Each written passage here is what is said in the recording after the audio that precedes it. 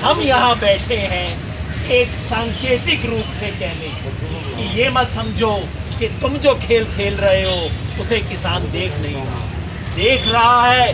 जंतर मंतर पे हम बैठे हैं और देश के अलग अलग जगह पे और इंडिया किसान संघर्ष समन्वय समिति की तरफ से देश भर में किसान बैठे हैं अपनी असहमति दर्ज करवाने। संसद के मॉनसून सत्र के शुरू होते ही किसानों ने किया जंतर मंतर पर धरना प्रदर्शन। कोरोना वायरस के बढ़ रहे प्रकोप और अनलॉक के चरणों के बीच संसद का मॉनसून सत्र शुरू हो गया है। इसके साथ ही किसान मुक्ति आंदोलन ने अपनी मांगों को लेकर धरना प्रदर्शन भी शुरू किया है। अखिल भारतीय क्रांतिकारी किसान सभा के अध्यक्ष ने कहा कि मोदी सरकार जिस तरीके से इस सत्र में 3 अध्यादेश लाने की तैयारियां कर रही है वह किसान विरोधी है। कोरोना वायरस के प्रकोप की वजह से इस साल कोई भी सत्र न हो पाए, जिसकी वजह से कोई कानून भी पास नहीं हुआ है। ऐसे में संसद का मॉनसून सत्र 14 सितंबर से लेकर 1 अक्टूबर तक चलेगा।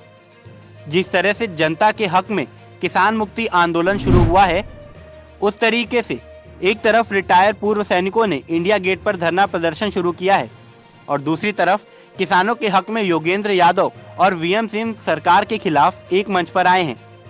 उन्होंने सरकार में सभी को एक में पुरने की बात करी है।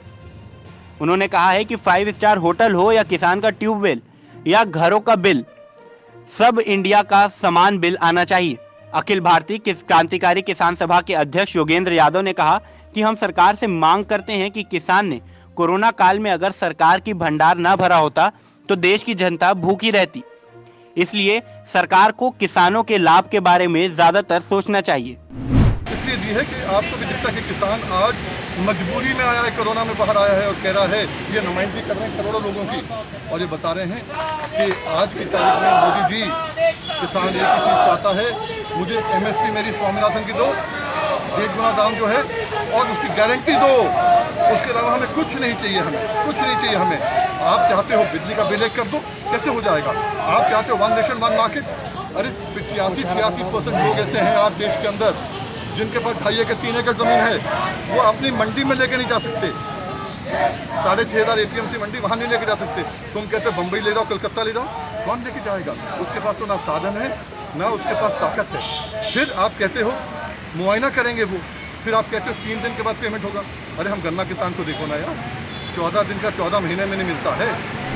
किसानों पर थोपे गए थे, आज यहाँ दिल्ली में सांकेतिक रूप से और देश भर में अलग अलग राजधानियों में तहसील हेडक्वार्टर पे किसान बैठ रहे हैं ये कहने के लिए कि ये 3 अध्यादेश किसान विरोधी हैं, देश का किसान इसको बर्दाश्त नहीं करेगा। ये 3 अध्यादेश है, नाम लंबे लंबे हैं। कौन से? ये 3 अध्यादेश हैं। पहला है APMC बाईपास कानून कि APMC के बाहर प्राइवेट मंडियां बनेगी, APMC ध्वस्त हो जाएगी, किसान के सर से छत हट जाएगी। दूसरा है एसेंशियल कमोडिटीज़ अमेंडमेंट के लिए कानून, जिसको आप कह सकते हैं जमाखोरी और ब्लैक मार्केटिंग को परमिशन देने वाला कानून। अगर ये हुआ तो अडानी जी विदेश से ला के बड़े बड़े अंबार यहाँ पे स्टॉक खड़े करेंगे और जब चाहेंगे दाम बढ़ाएंगे, जब चाहेंगे दाम गिराएंगे। और तीसरा कानून है कॉन्ट्रैक्ट नीति कानून। कंपनियां किसान से कॉन्ट्रैक्ट करेंगी, बड़े बड़े वकील ला के वो कॉन्ट्रैक्ट करेंगी, बिना समझे किसान अंगूठा लगाएगा और उसके अंदर किसान फंस जाएगा। इसलिए हम कहते हैं कि ये कानून किसान विरोधी हैं और ये कानून लाते वक्त देश के एक भी किसान संगठन से बात नहीं की गई है।